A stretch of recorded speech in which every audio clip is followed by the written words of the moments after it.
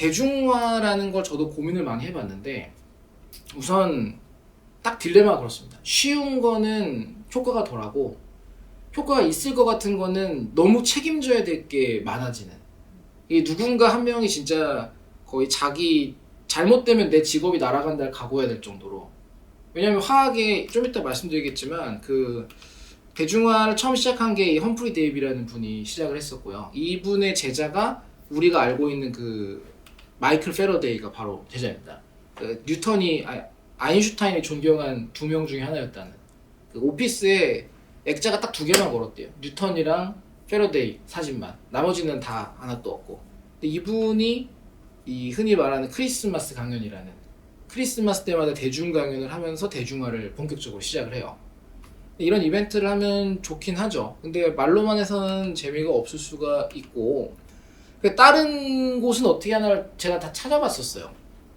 얘는 이제 화학 대중화가 어떻게 되고 있나를 보면 이 위에 있는 것들은 그 화연에서 하고 있고 지금도 하고 있어요. 보니까 뭐 화학 정원이니 뭐니 그런 꾸며서 만들어서 거기다 뭐 올리면 뭐 상품도 주고 제일 활발하게 하시던데, 이것도 전에 화연 그 연구소장님을 뵐 일이 한번 우연히 뵐 일이 있어가지고 대학원을 갔다가 되게 열심히 잘 하시는데 어떻게 그렇게 노력하시나 했더니 이게 아마 CRIC도 좀 비슷하지 않을까 싶은데 사업으로 묶여가지고 그쪽에서는 해야만 한다고 그래서 하는 건데, 이게 그 사업이 끝나면 어떻게 될지 모르겠다라고 하셨는데, 그래도 지금 제가 알기로는 사업이 거의 끝날 때가 됐거나 끝난 것 같은데 하고 계시는 거 보면 효과가 좀 있는 건 아닐까 기대는 해요.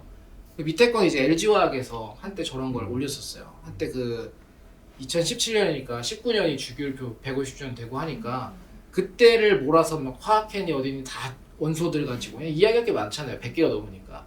그때 올렸고 그 이유는 뭐 하나 잘 모르겠고, 이건 대한화학회에서 했던 게 이 책 같은 거 내는 거랑 영상 작업했던 거. 저 영상 작업하다 제가 이런 길로 빠져버려서 고생하고 있는데 그리고 밑에는 이제 제일 유명해요. 대중 쪽에서는. 그러니까 유명하다의 기준은 대중들도 있지만 과학 커뮤니케이터라는 직종이 요새는 따로 생겨서 그분들이 화학에 대해서 같이 하고 싶어 하세요. 굉장히. 왜냐하면 화학을 하는 분이 없어요. 화학을 하는 분은 많지만 화학을 하면서 대중화를 하고 싶어 하거나 할 생각이 있는 분이 거의 없어요. 되게 부담스러울 수밖에 없는 게, 저도 그 실험실 불난 적도 있고 잠깐 학회 갔다 비웠더니 이게 한두 번 되니까 불안한 거예요. 이제 내가 실험실에 붙어 있어서 뭔가 케어를 해야 될 것 같은데, 그런 고민하시는 분이 많더라고요.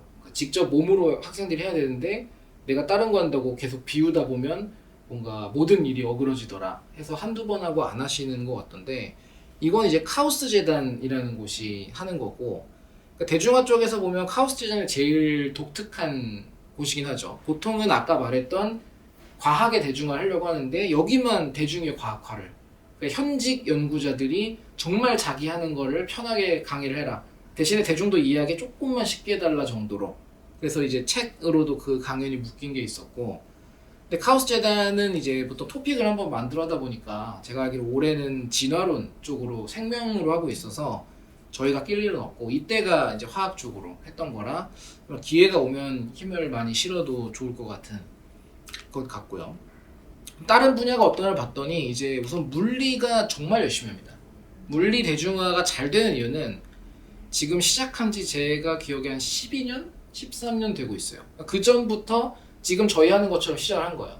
대중화위원회를 모아서 한 3-4분 모아서 강연을 의도적으로 꾸준히 하고, 집단 강연도 하고, 뭔가 하나 이슈 있다, 예를 들어 중력파 나왔다, 그럼 아는 사람 다 모여가지고 특별 강연을 막 또 하루 날 잡아서 하고, 또 과학대전 이런 것도 있거든요. 그것도 물리나 어디니 다 가는데 화학은 안 간 것 같아요. 아예 부스를 만들어서 진짜 계속 강연을 하고 한 세션을 하더라고요. 과학 이런 쪽에서. 근데 저희 쪽은 아직 그런 게 인원이 좀 부족하죠. 하려면은 적어도 4-5명은 해서 시켜야 되는데, 그래서 물리 쪽은 꾸준히 하고 있어서 이게 아까 말씀드린 것 같은 강연을 하고 있는 거고, 또 막 기사들 보면은 막 온갖 말 다 있는데, 보다가 이제 과학자 연극을 준비하고 있다고 봤는데 찾아보니까 진짜 있고요. 계속 나와요. 또 요새는 또 물리 천문이 묶여 있잖아요. 또 인공위성도 쏘고 막 하다 보니까 최근에도 뭐 발사 3시간 전인가 이런 작품이 또 새로 만들어져 가지고 연극으로 저 아는 분들 보니까 다 거기 가서 물리하시는 분들 보고 사진 찍어서 그 SNS 올리면서 홍보하고 적극적으로 하시더라고요. 그래서 이쪽은 되게 열심히 하고 화학 쪽도 하긴 했었죠. 그 물이었나 뭔가 해서 그 대한학회 몇십 주년에 연극을 상영하고 했는데 그때 코로나 때문에 그냥 QR 찍고 인터넷에서 보기만 해서 약간 효과가 덜했던 것 같고 뭐 사실은 다 돈만 많으면 못할 게 뭐가 있겠습니까 이런 거. 근데 물리 쪽은 이렇게 노력을 많이 해서 성과가 상당히 나오고 있는 걸로 되게 좋은 케이스로 알려져 있습니다. 그 수학도 뭔가를 하나 보면 뭘 하는지 모르겠는데 뭘 해요. 항상 이 수학 축제 가보질 않아 모르겠는데 문제를 푸는 건지 뭔지는 모르겠어요. 근데 그런 걸 있고 제가 이제 노원구 살아서 저걸 근처에서 본 적이 있는데 이 수학문화관이라는 건물 아예 만들어가지고 운영을 하더라고요. 근데 아무리 돈이 많아도 화학 쪽은 저런 거 이제 화연한테 맡기고 저희가 하면 안 되는 것 같아요. 왜냐면 이제 기사에 이런 게 있어요. 방만한 운영 실태로 사업비 날렸다가 기사화가 되어 있고 할 정도로 전문 경영인이 하지 않은 이상은 문제가 있을 수 있어서 저런 거는 아닌 것 같고 저희가 한다면 이제 물리 쪽처럼 노출될 수 있는 일을 계속하는 게 중요할 것 같고요. 이제 저는 책을 계속 쓰다 보니까 가끔 찾아봐요. 이런 대중화나 이런 거 관련돼서 강연을 할 때 찾아보는데 또 보통 제가 우연히 한 10월 뭐 8월 이럴 때마다 이런 게 생겨서 보는데 이건 제가 10월 3일 날짜로 찾았던 거예요. 그러니까 어제 다시 찾을까 하다가 뭐 얼마 차이가 안 나가지고 했는데 이 과학 이거 기준은 제가 쓰는 게 이제 알라딘이라는 온라인 서점을 쓰기 때문에 거기에서 저 카테고리를 달고 있는 판매되는 책이 지금 몇 개인가. 과학사가 2,100개, 이게 수학이 이 정도 되고요.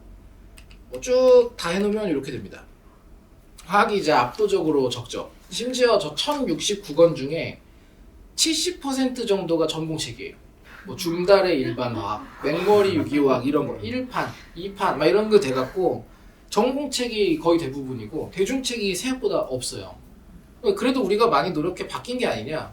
이 제가 2017년, 21년, 22년에 조사를 한 자료들이 있는데 보시면은 이렇게 되어 있습니다. 작년 기준으로 30건 정도가 다른 게 한 4배에서 5배 정도 관련 서적이 나온다 봤을 때 30건 정도 나오고 저 중에 한 10건, 8건에서 10건이 전공책 그리고 좀 넓은 범위로 묶인 화학이라는 태그가 붙은 거를 다 합쳐서 저거밖에 안 돼요. 그러니까 이게 되게 어려운 일이죠. 왜냐면 이 책을 쓴다고 요즘에는 책을 막 많이 읽거나 보급화가 예전보다 안 돼 있기 때문에 영향이 어떻게 될지는 모르겠어요. 책을 쓴다는 게. 그리고 제가 자주 해봐서 알지만 너무 고됩니다. 사실은 보람은 많은데 너무 그러니까 보람이라 해봤자 그 완성됐을 때의 보람 잠시. 근데 너무 힘들어가지고 왜냐면 대중 강연이나 책의 단점이 그거죠. 교수님들 입장에서는 한국말로 해야 된다는 거. 그리고 정말 대중에게 해야 되니까 이걸 너무 낱낱들이 파헤쳐지는 느낌이 들 수 있어요. 그런 것 때문에 꺼리껴 하시는데 결국엔 이런 것도 좀 케어를 해야 되는. 그래서 뭐 아까 그 카오스 강의 이런 것처럼 몇몇 분이 같이 공저로 한 꼭지 정도씩 쓰면 사실 어렵진 않거든요. 근데 중요한 건 이제 주제가 얼마나 재밌을까라는 게 제일 어려운 내용이 하겠죠. 그래서 이 과학 커뮤니케이터가 나오면서 처음엔 저도 이제 되게 그 뭐랄까 그 좋아하지 않는 그런 케이스였어요. 저도 이 과학 커뮤니케이터란 직업이 갑자기 딱 생겨났는데 이름만 들어서는 뭐 하는지 잘 모르겠고 당시에 이제 과학 커뮤니케이터들이 활동하는 영상이나 이런 걸 보면 거의 과학 행사의 사회자 정도 요런 정도로 가서 진행하고 뭐 소개하고 뭐 질문 같은 거 이런 식으로만 초반은 하다가 지금은 상당히 많이 퀄리티가 높아지고 인구가 늘어나긴 했는데 이게 전에 제가 이제 홈페이지 찾아봤을 때 그 사진을 일부러 모자이크를 한 건데 그때는 이렇게 한 5분 정도가 올라와 있었어요. 이게 한 2, 3년 전에. 그때 보면은 우선 화학이 없어요. 여기 두 번째 분이 써있긴 해요. 유기화학 이건데 보면은 약 쪽입니다. 약.